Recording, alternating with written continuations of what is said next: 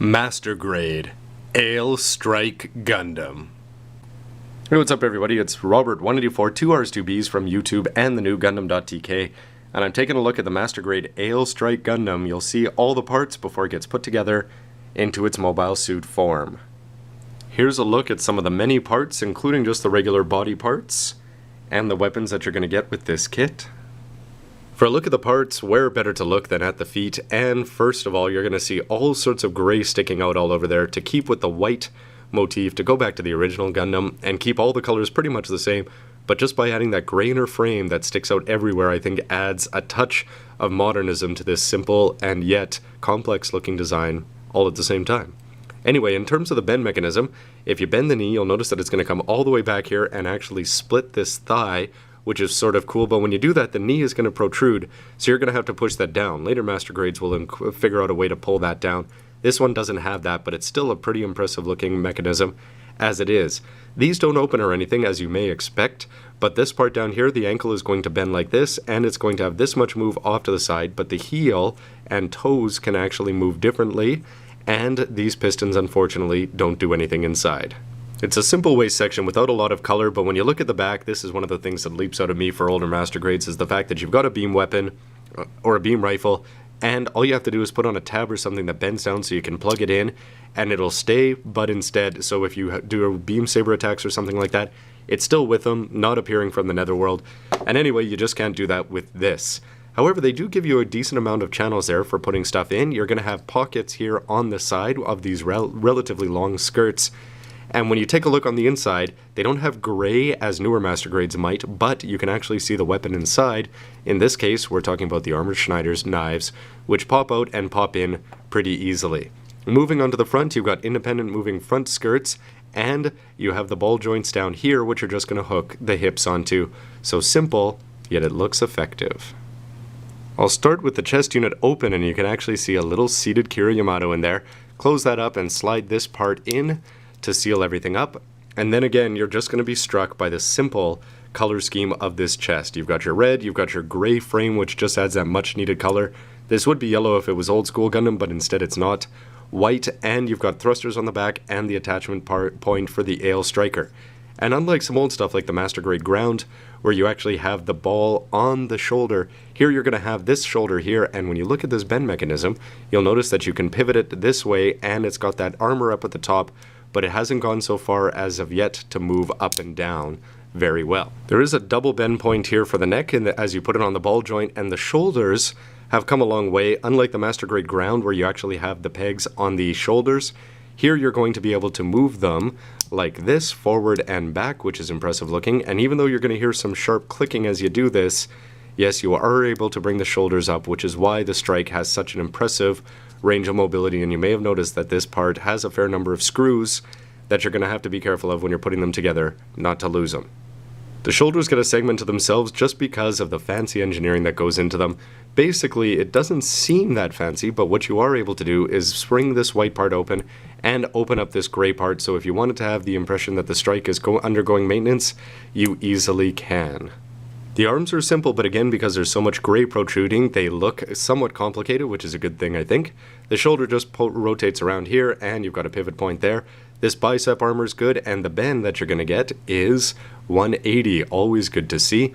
Now, down below, something that you might think is that something would slide here or something like that, but no, this is just solid and fixed, and you have a hard point here if you want to put the shield on. Sort of good to see that this is on the back and you have some options with it. The wrists are going to move like this, and 3-finger trigger finger split. You're not going to get any extra sets of manipulators. To the beam rifle, which is incredibly simple and gray. There's no other way to put it. At least Master Grade Destiny put in a little red piece here on the other side. Anyway, you are going to get a clear lens here, so you could either paint that or put something on there if you choose to, but there are no moving parts unless you want to actually take it apart, except for this one, which is just going to move like that. Looks good, but very boring. I like the shield for a couple reasons, not the least of which being that it just adds that much needed color blast to the Strike Gundam, because as you've seen, there's no yellow on there except for its V-fin. So here you've got a variation on the old school cross, you've got some white and some red, and the fact that these are plastic parts and nothing like seals is a big winner. The yellow part goes all the way down, looks like it could be used as a weapon, I suppose. But at the bottom, you're able to take this grip and move it to different positions. So you can actually have it go down and get it out of the way, or you can plug it in here, here, or here. And with this part, what I really like about it is that this is able to rotate all the way around, and just the fact that you're going to plug it into the back of the arm, unlike something like the old Victory Gundams, and I've got a bunch of reviews of them, you're able to actually have the shield off to the side and move it around as needed ever so slightly, but it's just the fact that you've got more variations than you normally would by having it just stuck on the arm in one solid position. With this part down below, you can have the manipulators grasp this from either above or below, and you could put it in varying positions depending on how you want to try to position the shield.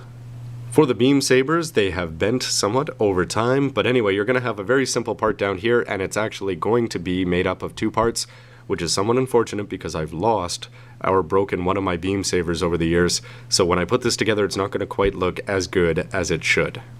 I remember the armor Schneiders being disappointing when I first got this, and this was one of my first attempts at painting. And by painting, I mean I just took a silver Gundam pen and went over this, and then I realized that, oh, Gundam pens aren't the answer to everything. Anyway, they do open up like this. They fit into the side pocket as you saw, but these are not very exciting. You'd really want to do a better paint job if you were actually going to be using these on display, which is why I usually don't. The head of the Strike Gundam is one of its most noticeable features, especially I think because of the large red jewel there, but the way they do the double V fins with the yellow and the white, really that's the only color variation in this whole kit. So when you're actually looking at the model itself, you've got a little bit of a shallow channel there, so it's a little bit difficult to get the lining just even, but you do have deep channels there for the mouth guards.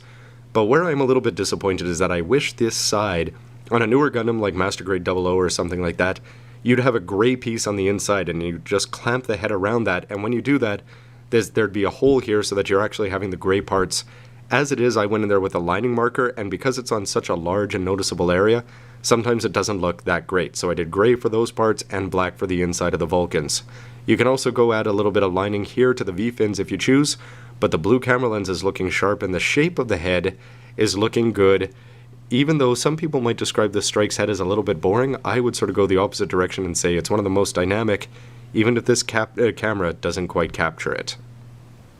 To the Aile Striker Pack, which is one of the most noticeable features of the Strike Gundam because it is very plain and old school, but when you add this on, A, it's got the power of flight, it's got the red and the yellow just blasting all over the place, throwing the beam sabers up on the top, and you've got a much more dynamic looking Gundam. So what you've got in terms of actual parts here is just this gray base that holds everything together. You're just going to plug it in with this straight-on attachment. These are going to sit on the shoulders and unfortunately sometimes lean back because of the weight issues here for the upper body. This white part doesn't move very much except as you see here. And these parts are on ball joints, so you're actually going to have a lot of freedom to move them in and out, so you could have them dynamically whooshing from one side to the other, or just have them split out and resting. Now up here, it's a little bit disappointing that they don't have some color inside those grids. Later Master Grades would. But in terms of moving parts, what you're going to have here, if you can see, is that this part can fit, it'll squeeze to the inside, but you can also have it bend up like this, and I have seen things where it shows them bending down. Now the only problem is that as I pull this out and I try to bend it down, it does not feel like it wants to go that way at all, and I've got enough broken parts on here that I don't want to add anymore. But the Aile Striker Pack, it's a little bit disappointing that it doesn't fold up because something like Force Impulse can take up less space on your shelf, whereas this one has to dominate a fair area. Even Freedom folds up to be smaller than this guy just because he's going to be sitting out so far horizontally. 3,800 yen seems really reasonable to me just because you're going to be getting, it is a simple Gundam, but you are getting a backpack and you're getting this massive action base, and this is before action bases became commonplace. But what you're going to get here is this awesome ability to slide forward, and it's sometimes if you grab underneath, you can move it a little bit more smoothly, but you're able to have the strike pretend that it's actually launching as you put your feet in there.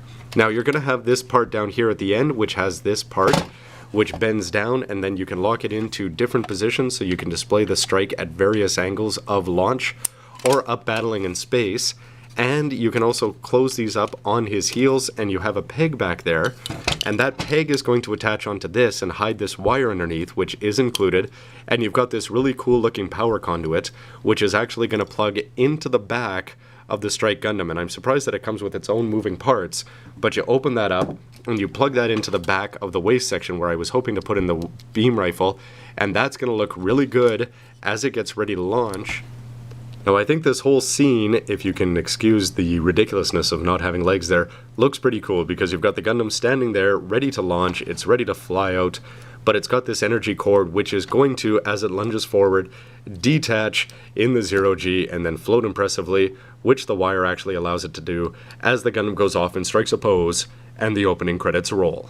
Sadly, one of my most important broken parts is right here on the base, the actual part that holds the Aile Strike up in the air. So it's not quite a Rise Gundam scene here, but I am pretty impressed with most of the things that you're going to get. Some things are very plain, but they are solid pretty much across the board. I'm impressed with the way the legs move, the arms look good, the waist looks simple, so does the chest, but overall the looks look good. But the only thing that matters really with a Gundam though is you're not showing off the parts. You got to put it together, turn it into a mobile suit, and see how that works. So stay tuned for the next part and see how this all fits together. And as always, thanks for watching everybody. Robert184, Gundam.tk. See you next time. You know, one plus you had over me is that they didn't have to build a whole episode where you had to use your core fighter to go save the day.